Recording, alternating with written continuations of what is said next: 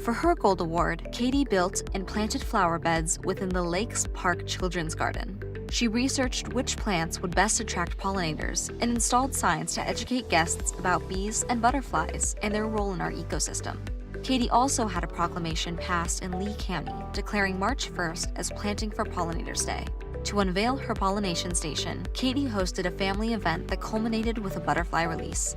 Well, growing up and being in Girl Scouts, my favorite part was always camping and being in nature, and so I've always kind of had a passion for the environment, and especially for pollinators. I hope it inspires others to maybe start their own gardens, because gardening is something that I've come to love through this project, and it can be really therapeutic, and especially because you're giving back to nature while still taking enjoyment for yourself. And I also hope that people become more conscious about the environment. We're not the only creatures on this earth, and we have to share it with everything that's here, and if we don't take care of it, eventually we're not going to have anywhere to live.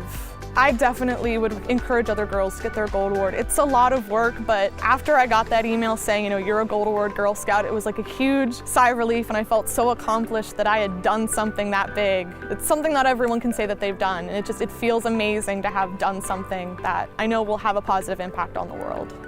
I'm Katie Poinsett, and I'm a Gold Award Girl Scout.